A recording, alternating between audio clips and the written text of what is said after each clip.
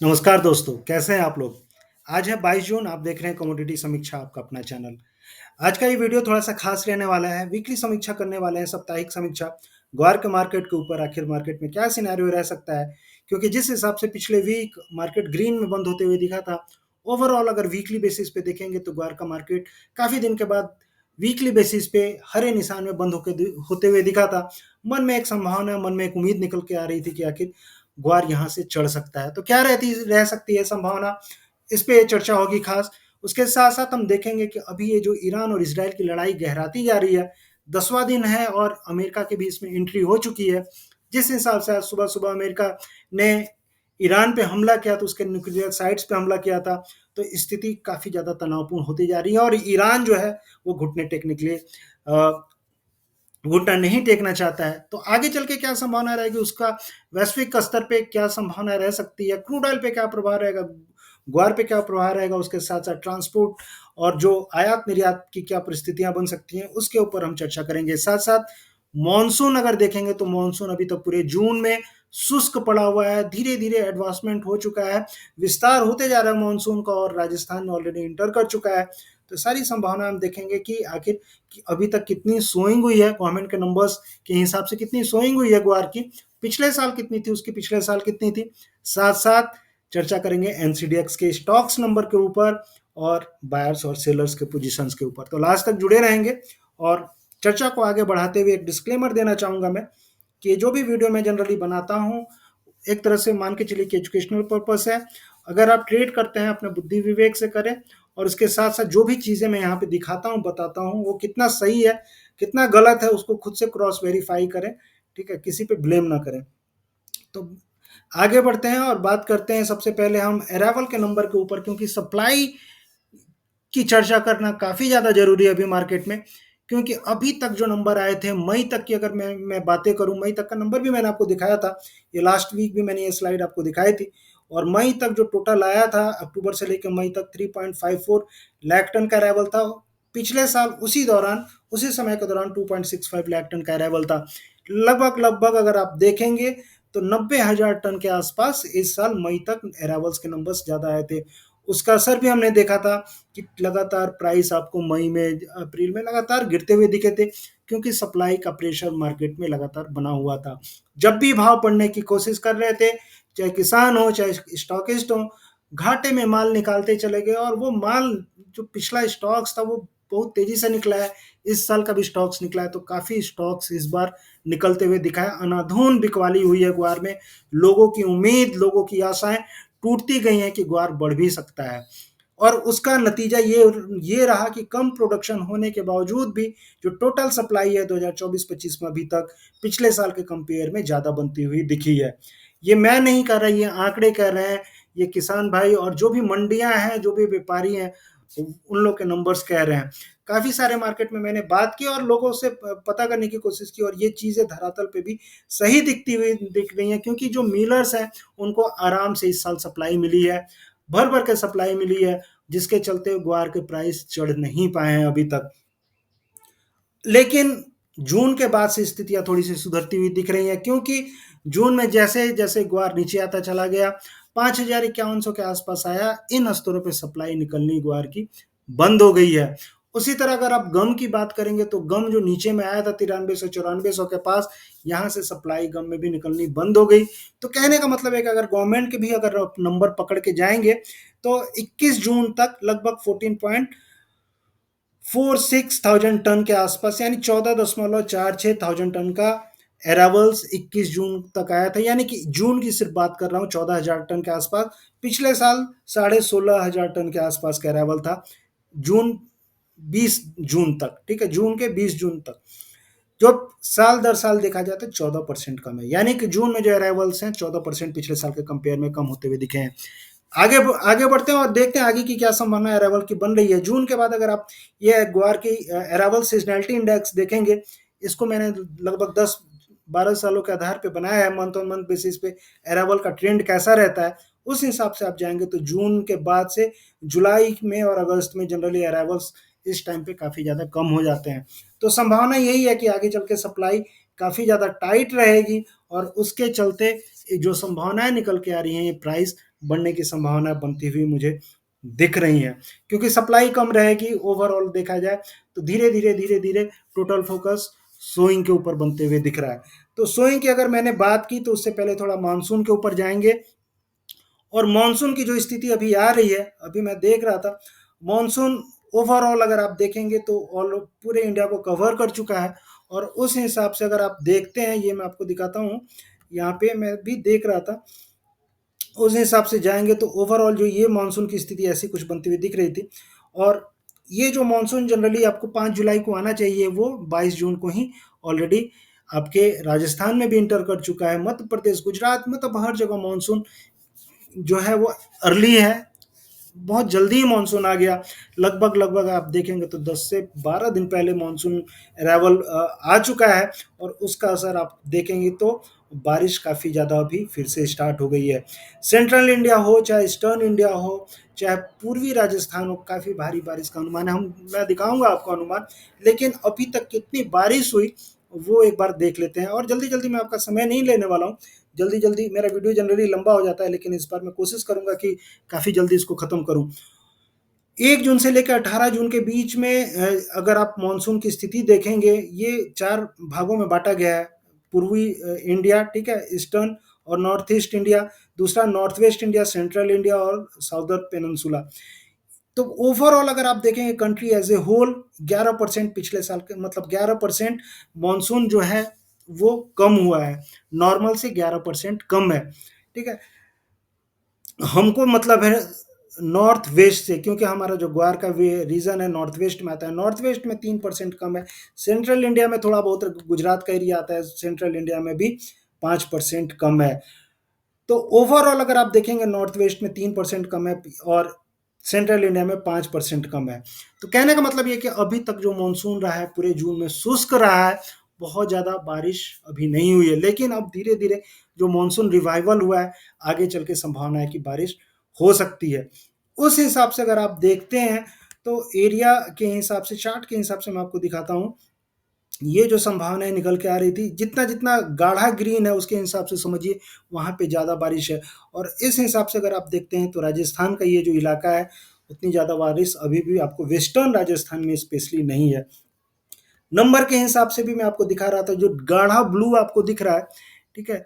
यहाँ पे widely spread, यानी कि यहाँ पे ज़्यादा बारिश है, ठीक है? और एफडब्ल्यूएस, इसका मतलब यह है कि फेयरली वाइडली स्प्रेड, यानी कि यहाँ पे और ज़्यादा बारिश है।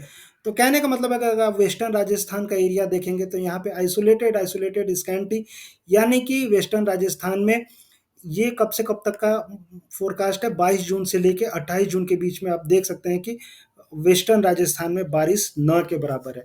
तो ये टाइम रहता है जनरली सोइंग का, और इस टाइम पे काफ़ी ज़्यादा सोइंग भी रहती है खरीफ क्रॉप की। और बारिश की संभावनाएं स्पेशली वेस्टर्न राजस्थान में कम है। इसका असर मुझे लगता है कि आपको सोइंग पे देखने के लिए मिल सकता है। ईस्टर्न राजस्थान में काफ़ी अच्छी बारिश की संभावनाएं जताई जा रही हैं, लेकिन जो वेस्टर्न राजस्थान है, वेस्टर्न राजस्थान में भी आप देखेंगे कि बारिश की संभावना नहीं है। अगर आप अनुमान के हिसाब से जाके देखते हैं, नॉर्थ वेस्ट, ये कब से कब तक का है, 1 मिनट, ठीक है, 19 जून से 25 जून, इसके टाइम पे भी देखेंगे, चाहे एमडी की अगर वेबसाइट भी अगर उठा के देखेंगे, उस हिसाब से भी देखेंगे, तो जो बारिश की संभावना है ज़्यादातर वेस्टर्न राजस्थान में आपको 28 तारीख तक बहुत कम दिखाई दे रही है। सोइंग के नंबर के हिसाब से जाएंगे तो अभी तक जो टोटल सोइंग हुई है, वो भी नंबर्स मैंने आपके लिए निकाले थे। और उस हिसाब से अगर आप देखेंगे तो ये कब से कब तक का है, 20 जून 2025 गवर्नमेंट ऑफ राजस्थान का ये नंबर है। और इसके हिसाब से आप जाएंगे तो देखेंगे सिर्फ 50,000 हेक्टेयर की सोइंग अभी तक हो चुकी है। तो 50,000 हेक्टेयर की सोइंग हो चुकी है। गवर्नमेंट का जो लक्ष्य है 25,000 हेक्टेयर का, यानी 25 लाख हेक्टेयर का लक्ष्य है, उसमें सिर्फ 50,000 हेक्टेयर की सोइंग हुई है। पिछले साल कितनी सोइंग हुई थी, पिछले साल का अगर नंबर आप उठा के देखेंगे तो ये 20 जून का नंबर नहीं है, ये 28 जून के नंबर है। और 28 जून के हिसाब से अगर आप देखेंगे तो 115,000 हेक्टेयर, यानी कि 1,15,000 हेक्टेयर की सोइंग 28 जून तक राजस्थान में हुई थी। और उसके पहले अगर आप जाएंगे 2023 में, तो 2023 में जाएंगे 28 जून 2023 को कितनी सोइंग हुई थी? 28 जून 2023 को हुई थी 6,96,000 हेक्टेयर। तो 2023 में जो सोइंग थी काफ़ी ज़्यादा अच्छी हुई थी, लेकिन 2024 और 2025 में, स्पेशली 2025 में मुझे लग रहा है कि सोइंग आपको पिछड़ती हुई दिख सकती है। तो पिछड़ती हुई दिखेगी, जैसे-जैसे सोइंग पिछड़ती हुई दिखेगी, बुआई के आंकड़े कम आएँगे और इसका प्रभाव आपको धीरे-धीरे देखने के लिए प्राइस पे मिलेगा। तो सेंटीमेंट एक तरह से ये पॉजिटिव सेंटीमेंट, पॉजिटिव न्यूज़ है एक तरह से ग्वार के प्राइस के लिए। इसीलिए आप देखेंगे कि ग्वार के प्राइस जब भी नीचे जा रहे हैं, अभी ऊपर की तरफ चढ़ते हुए दिख रहे हैं। बहुत ज़्यादा गिरावट इन स्तरों पे ग्वार पे अभी आपको दिख बनती हुई नहीं दिख रही है। अब एक बार देख लेते हैं कि पोजीशन के हिसाब से कितना पोजीशन बना हुआ है बायर्स और सेलर्स का, वो भी नंबर मैंने काफ़ी मेहनत से निकाले थे आज। और उसके हिसाब से अगर आप देखेंगे बायर्स और सेलर्स के पोजीशन, ये ग्वारसीड में देखेंगे तो ग्वारसीड में जनरली दो टाइप के लोग होते हैं फ्यूचर्स मार्केट में, वायदा बाजार में। कुछ लोग होते हैं वो सेलर्स होते हैं, सेल करते हैं, और कुछ लोग होते हैं वो बाई पोजीशन बना के बैठते हैं।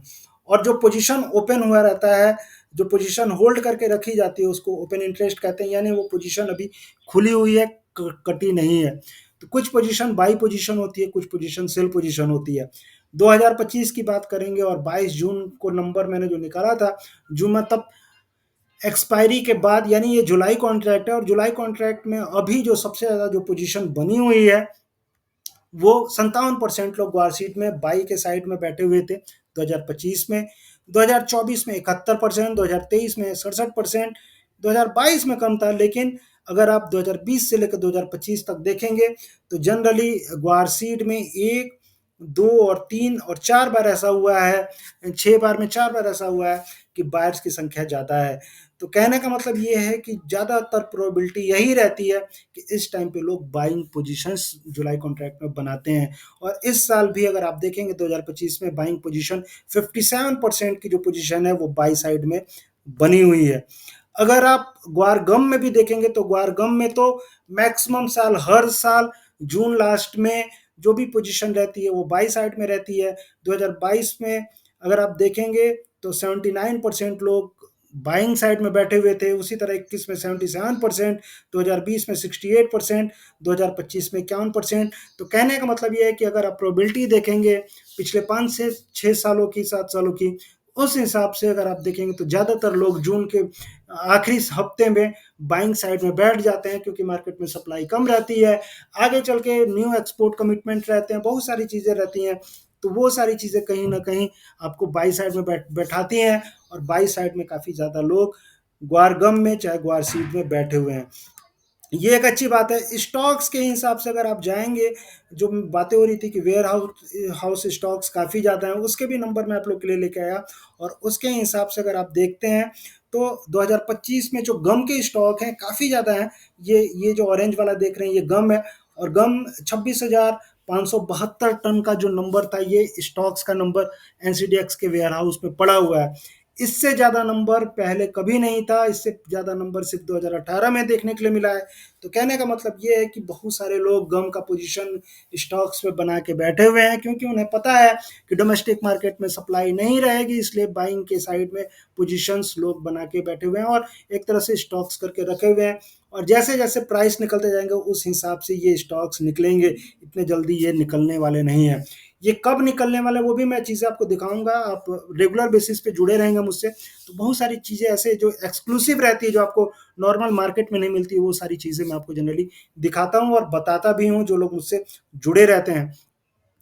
उसी तरह अगर आप सीड की बात करेंगे तो सीड में 18,000 टन के आसपास, 18,803 टन के आसपास स्टॉक्स एनसीडीएक्स पे बने हुए थे, जो पिछले 3-4 सालों के कंपेयर में सबसे कम है। कोविड ईयर को छोड़ दिया जाए, ये 2019-20 को, उसके अलावा अगर देखा जाए तो इतने कम स्टॉक 2017 में थे। उसके बाद इतने कम स्टॉक्स अगर सीड के स्पेशली देखेंगे तो नहीं हुए हैं।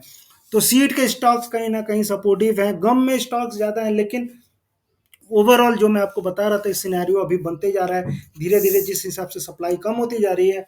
क्योंकि हर साल हो क्या रहा है कि जो ग्वारगम हो चाहे ग्वारसीड हो, इसके स्टॉक हर साल धीरे धीरे निकल रहे हैं, और इस साल तो काफ़ी ज़्यादा बिकवाली हमने ग्वारगम ग्वारसीड में बनते हुए देखी है।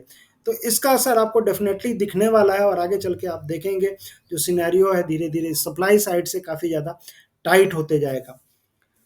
अब आगे बढ़ते हैं और बात करते हैं जो ये जो लड़ाई चल रही है उसके असर पे उसका क्या असर होने वाला है मार्केट में।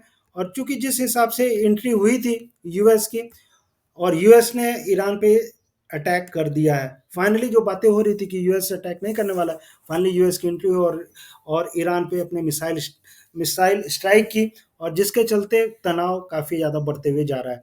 अब इसके तनाव बढ़ने से क्या हो सकता है, दो तीन चीज़ें निकल के आ रही हैं। आप ध्यान से सुनिए क्या क्या संभावना है।